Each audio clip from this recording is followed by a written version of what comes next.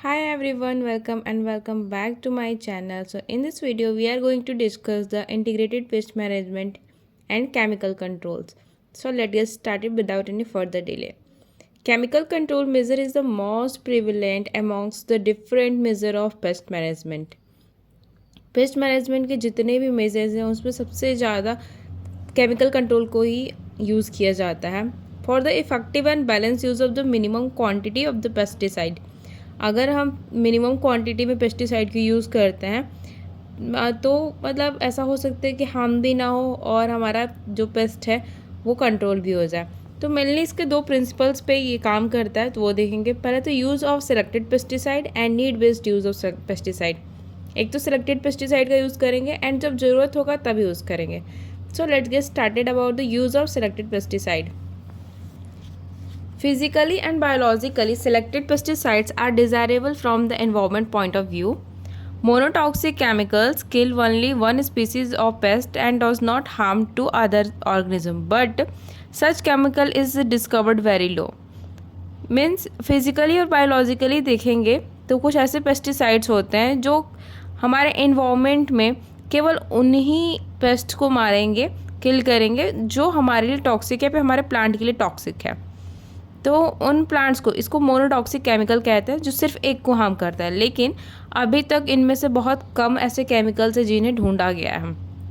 तो the main object in selecting pesticide is that the select of one most of the harmful and harmless and non injurious to beneficial and non targeted fauna and flora. तो हमारा main motto क्या है कि ऐसे pesticide को discover करना है जो हमारे प्लांट के लिए, हमारे फ्लोरा और फौना के लिए हार्मलेस हो और नॉन इंजरियस हो और बेनिफिशियल हो, जो टारगेटेड। मान लो कि हमें बस कुछ ही पेस्ट को मारना है तो वो उसी पेस्ट पे काम करे, अदर जो हमारे लिए नेचुरल एनिमीज़ का काम करे उन्हें ना कुछ करे। Since very few such chemicals are available, वैसे तो बहुत कम केमिकल्स अवेलेबल हैं, therefore such measure should be adopted which minimise the hazards and adverse effect of the pesticide. तो कुछ ऐसे मेजर्स जिसे हम अडॉप्ट कर सकते हैं जिससे कि जो पेस्टिसाइड का हजार्ड्स इफेक्ट्स है, जो वो खतरनाक इफेक्ट है, उसको रिड्यूस कर सकता है। तो सबसे पहला मेजर है the minimum amount of pesticide should be prescribed. बहुत कम से कम अमाउंट में यूज़ करना चाहिए। The chemical should be selected on permanent basis. Chemical को परमानेंट बेसिस पे सेलेक्ट करके, but at every time the pesticide of less strength should be use. हमें कम, मतलब एक होता है ना कि मेरे पेस्टिसाइड का इतना पोटेंशियल है तो हम बहुत हाई पोटेंशियल का यूज़ नहीं करेंगे, क्योंकि इनडायरेक्टली हमें और हमारे प्लांट को दोनों को इफेक्ट करेगा। इसलिए हम कम स्ट्रेंथ वाले जो पेस्टिसाइड है उसे यूज़ करेंगे। The chemical should be use in planned way to kill the targeted pest only and not harm the natural enemies. Chemicals को हम एक प्लान्ड वे में यूज़ करेंगे जिससे कि हमारा पेस्ट जो है वो किल भी हो जाए एंड जो नेचुरल एनिमीज़ है उसे हार्म भी ना हो। Keep the surface rough at the time of transplanting so that beneficial organism can escape in hollow places. हमें जो सरफेस है, जो हमारे फील्ड का सरफेस है, उसे रफ रखना चाहिए ताकि जो बेनिफिशियल ऑर्गेनिज्म है वो आराम से उन खाली जगहों के अंदर जाके भाग सके। Use the pesticide only when the paste population crosses the threshold injury level. तो हमने 2-3 लेवल्स पढ़े थे, GEP, EIL and economic threshold level, ETL। तो अगर वो ETL को क्रॉस कर रहा है, आपको दिख रहा है कि जो मेरा EIL को क्रॉस कर रहा है, इंजरी लेवल को क्रॉस कर रहा है या फिर ETL क्रॉस कर रहा है, तभी हम यूज़ करेंगे केमिकल्स। उसके पहले हम नॉर्मल जो छोटे मोटे मेजर्स हैं हमारे, लाइक बायोलॉजिकल, फिजिकल, कल्चरल, ये सारा यूज़ करेंगे। Only selective and non-persistent pesticides should be sprayed at soil that the natural enemies can be escaped from to came in direct contact। हमें सिर्फ सेलेक्टिव और नॉन परसिस्टेंट पेस्टिसाइड को ही spray करना चाहिए soil पे, ताकि जो नेचुरल एनिमीज़ है वो वहाँ से भाग सके और कांटेक्ट में ना आए। तो और इसमें कुछ हम जानेंगे कौन कौन से ऐसे पेस्टिसाइड है जो सेलेक्टेड पेस्टिसाइड का काम करता है। Study on the selective protection of recommended concentration of chemical pesticide, जिसमें रिवेल किया गया है endosulfan 22 in chlorinated hydrocarbon group is comparatively safer to natural enemies. जो एंडोसल्फान 22 है क्लोरिनेटेड हाइड्रोकार्बन ग्रुप में हमारे नेचुरल एनिमीज के लिए सेफ है। और अदर सेफर पेस्टिसाइड्स में आते हैं Sloan 29, monocrotophos 12, oxydimeton, methyl 11, dichlorophos 10 under the organophosphate group. Botanicals or biopesticides, fungicides, acaricides and herbicides are generally safe to natural enemies. जो भी बायोपेस्टिसाइड है, फंगिसाइड, एकेरिसाइड या फिर हर्बिसाइड्स, ये सारे हमारे नेचुरल एनिमल्स के लिए सेफ है. There are about 1005 species of plant which have insecticidal properties. ऐसे 1005 स्पीसीज है प्लांट के जिसके पास इंसेक्टिसाइडल प्रॉपर्टीज़ हैं. 384 species have एंटीफिडेंट properties and 297 have repellent, 27 have attractant and 31 species have growth inhibiting properties. Just like neem, azadi rakta indica, and Pongamia globara and mahua are well known for the botanical pesticides. जैसे नीम हो गया, महुआ हो गया, तो ये ऐसे botanical pesticide है जो कि हमारे प्लांट्स ही हैं एंड इनमें काफ़ी सारी प्रॉपर्टीज़ है. सच लाइक एंटीफिडेंट का, इंसेक्टिसाइडल प्रॉपर्टीज़ है, रेपेलेंट का प्रॉपर्टी है, अट्रैक्टेंट का काम करते हैं और भी कई सारी प्रॉपर्टीज़ है. तो ऑलमोस्ट 1005 स्पीसीज जो है हमारे जो प्लांट्स हैं उनमें प्रेजेंट है जो कि कंट्रोल कर सकते हैं. Extract from the neem seed kernel 2 to 5% is effective against the rice cutworm. Rice cutworm के लिए हम सीड कर्नल जो है नीम का यूज़ कर सकते हैं 2 से 5% तक. Diamond back moth, rice brown plant hopper, rice green leaf hopper, tobacco caterpillar और डिफरेंट जो स्पीसीज है एफिड के, उनके लिए भी महुआ सीड कर्नल को एक्सट्रैक्ट करेंगे 5%, जो कि इफेक्टिव होता है सॉ फ्लाई और अदर जो इंसेक्ट्स हैं उनके अगेंस्ट में. सो हमारा नेक्स्ट टॉपिक है need based use of the pesticide. तो नीड बेस्ड यूज़ करना चाहिए हमें पेस्टिसाइड का. तो वो कैसे होगा? The strategy of a good IPM programme advocate the need based use of the pesticide rather than a calendar based prophylactic treatments. जो स्ट्रैटेजी है IPM प्रोग्राम का वो बताता है हमें कि पेस्टिसाइड्स का यूज़ जो है हमें ज़रूरत पड़ने पे करना चाहिए. ऐसा नहीं कि क्रॉप का ये टाइम आया तो हम उस टाइम पे डाल देंगे. जिस लाइक क्रॉप में बहुत सारे ऐसे ग्रोइंग फेज़ होते हैं, मैच्योरिंग फेज़ होते हैं, तो जहाँ पे हमें ज़रूरत पड़ेगी. लेकिन हम देखेंगे पहले सिम्टम्स चेक करेंगे वहाँ सच में इंपॉर्टेंट है या नहीं, इसको चेक करेंगे, इंजरी लेवल को देखेंगे तब अप्लाई करेंगे. The pesticide should be chosen on the basis of its effective and least injury to useful and non targeted organism. जो पेस्टिसाइड है उसे हम चूज करेंगे उसके इफेक्टिवनेस पे और कितना उसने इंजरी किया है और कितना टारगेटेड, मतलब नॉन टारगेटेड ऑर्गेनिज्म पे कहीं इफेक्ट तो नहीं कर रहा है. इन सारी चीज़ों को देख के करेंगे. So the pesticide formulation, application measure and time of application are also important for the effective IPM programme.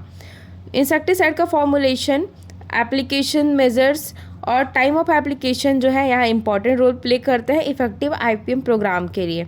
And इसमें कुछ पॉइंट्स है जो अडॉप्ट करते हैं अंडर केमिकल कंट्रोल.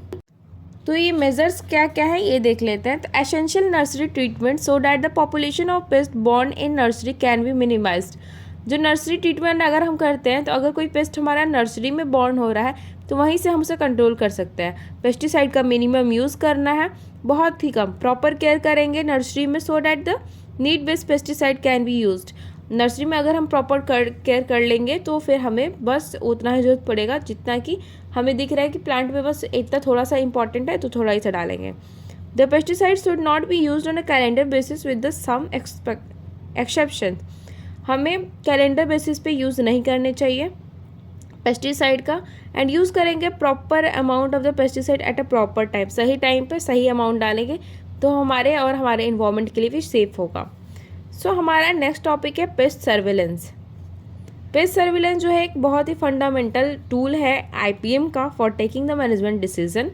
ये रिक्वायर करता है estimation of the changes in the pest distribution and their abundance information about the life history of pest and influence of the natural enemies. Pest surveillance का मतलब है कि हम जो भी पेस्ट है उसकी लाइफ साइकिल के बारे में पूरा डिटेल निकालते हैं, उसकी हिस्ट्री पता करते हैं एंड वो जो इन्फॉर्मेशन होगा हमें हेल्प करेगा कि उसको कौन से नेचुरल एनिमी की ज़रूरत पड़ेगी जो कंट्रोल कर सकता है. And the effect of the climate factor on the paste population. और जो हमारा अगर जो पेस्ट पॉपुलेशन है उसके हमारे क्लाइमेट पे क्या इफेक्ट पड़ेगा ये भी. वल्नरेबल उसके स्टेजेस कौन से हैं पेस्ट के, ये सारी चीज़ें इससे पता करती है सर्विलेंस से. Their program can be taken on the basis of area और एट द फार्म लेवल। इस प्रोग्राम को हम या तो एरिया या फिर फार्म लेवल पे कर सकते हैं।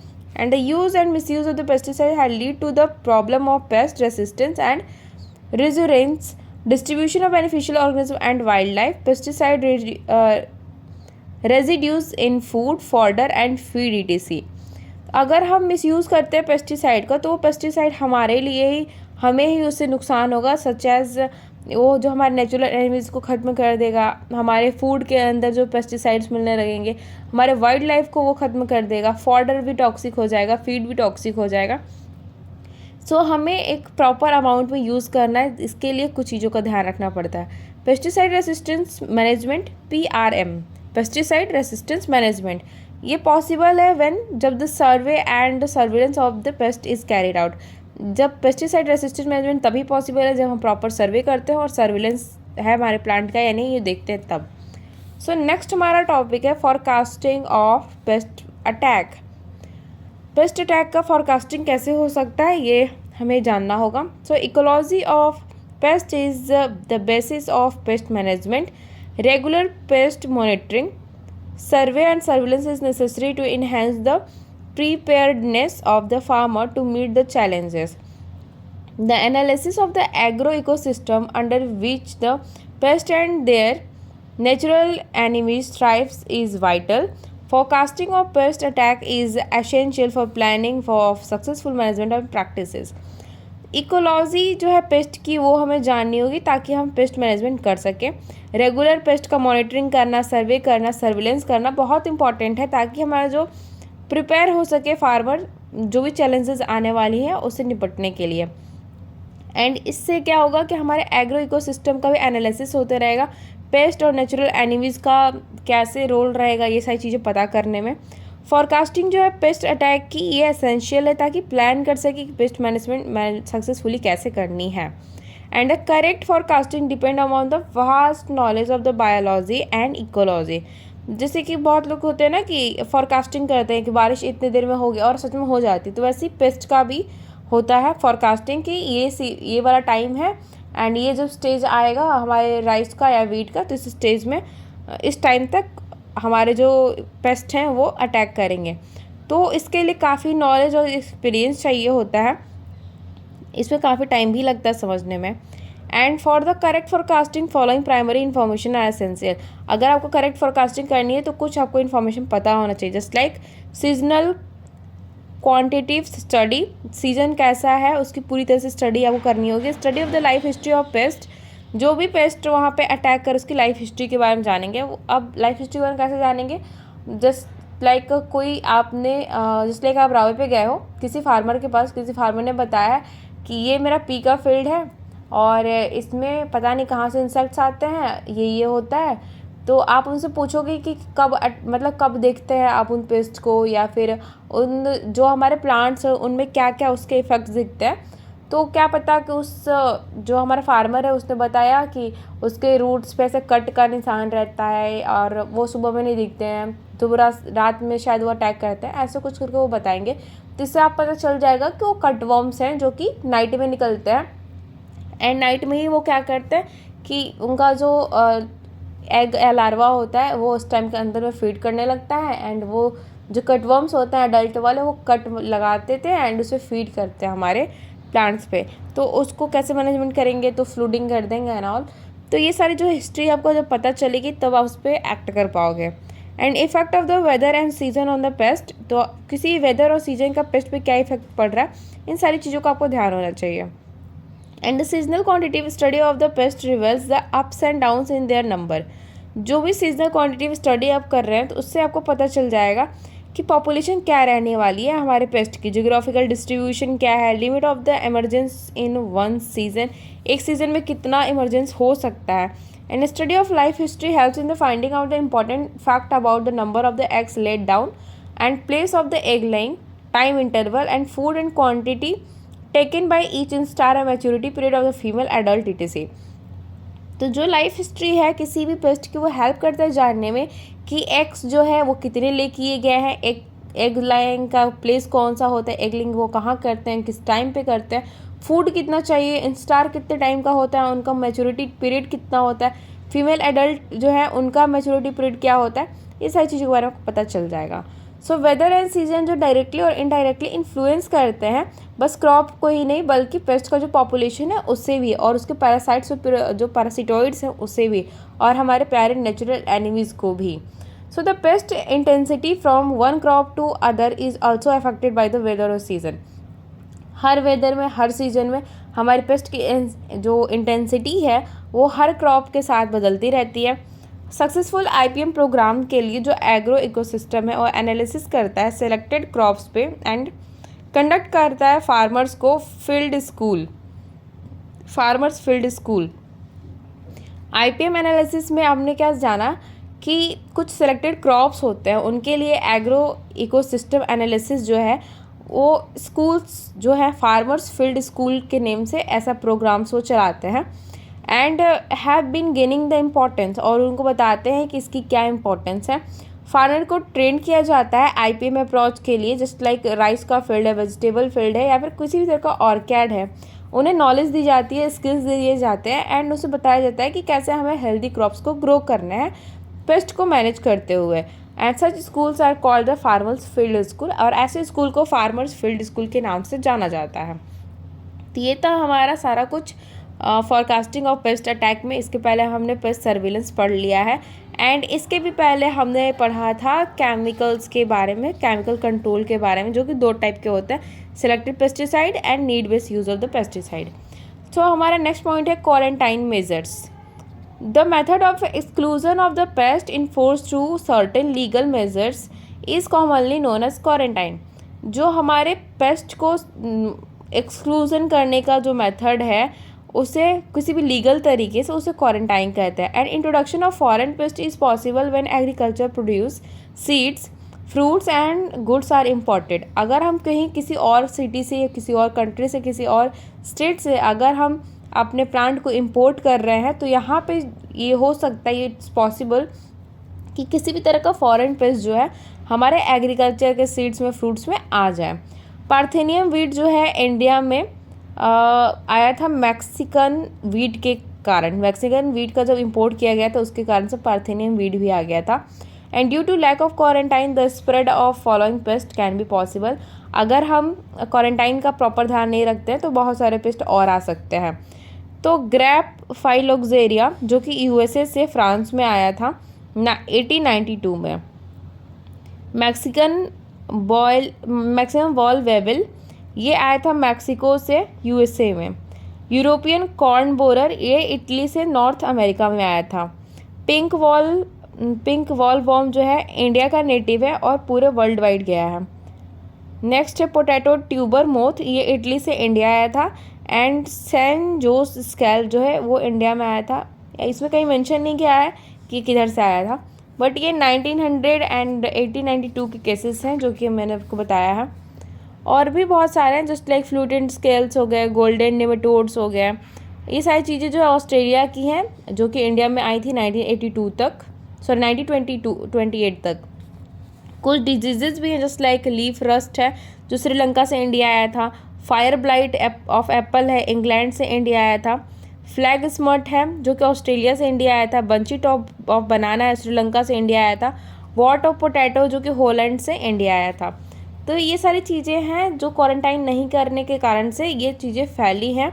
एंड पंजाब, राजस्थान, यूपी बहुत सीरियस डैमेज हुआ है इन एरियाज़ में। उत्तराखंड में भी काफ़ी डैमेज हुआ है। So the pest problem also arise due to the transport of agriculture produce from one region to another region. जो पेस्ट की प्रॉब्लम है एक रीजन से दूसरे रीजन अगर हम ट्रांसपोर्ट करते हैं एग्रीकल्चर प्रोडक्ट्स का तो भी वो फैल सकता है। To stop the spread of such pest the establishment of domestic quarantine is essential. तो हमें डोमेस्टिक क्वारंटाइन की व्यवस्था करनी चाहिए। जस्ट लाइक जो एप्पल ग्रो होते हैं कारगिल में, लद्दाख एरिया में, जम्मू में, कश्मीर में, उन्हें हमें आउटसाइड बाहर नहीं भेजना चाहिए बिना किसी भी डोमेस्टिक क्वारंटाइन के, because this area are habitat of the codling moth. यहाँ पे कॉर्डिंग मोथ का अटैक ज़्यादा रहता है, just like Cydia pomonella. And due to such domestic quarantine the apple industrial of HP and Himalaya are protected from the damage cause by the such pest. And quarantine की व्यवस्था वहाँ पे है, इसलिए जो हमारा हिमाचल प्रदेश और कश्मीर वैली है वो प्रोटेक्ट हो रहा है इन पेस्ट के कारण। अगर वो पेस्ट का क्वारंटाइन नहीं होता तो कब का बर्बाद हो जाता। Domestic quarantine is implemented for the following paste. बहुत सारे पेस्ट के लिए उसे इम्प्लीमेंट किया जा सकता है, सच एज मैं नेम बता देती हूँ। कॉटन लीफ कर्ल, जैसे कि ये एरिया जो है हमारा पंजाब और राजस्थान का, वह बॉर्डिंग है पाकिस्तान का, तो उन एरियाज़ में इसका जो है बोल सकते हैं कि क्वारंटाइन प्लेसेस जो हैं बने हुए हैं। नेक्स्ट है हमारा पोटैटो वॉट, दार्जिलिंग में है। बनाना मोज़ैक, गुजरात और Maharashtra. Bunchy top of banana, Assam, Kerala, Orissa, West Bengal. And fluted scaly Icerya है जो कि तमिलनाडु, कर्नाटका, केरला में। ये इन्फेस्टेड एरिया है जहाँ पर ट्रांसपोर्ट और मूवमेंट होता है होस्ट प्लांट का, जो कि प्रोहिबिटेड है। गोल्डन निमेटोड है, ये नीलगिरी हिल्स में होता है, तमिलनाडु में होता है। सो हमारा नेक्स्ट टॉपिक है अब वराइटल कंट्रोल, तो इसे हम देखेंगे नेक्स्ट वीडियो के अंदर, क्योंकि वीडियो काफ़ी लंबी हो गई है। Thanks for watching, love you all, bye bye, see you soon in next video and don't forget to like, subscribe and share.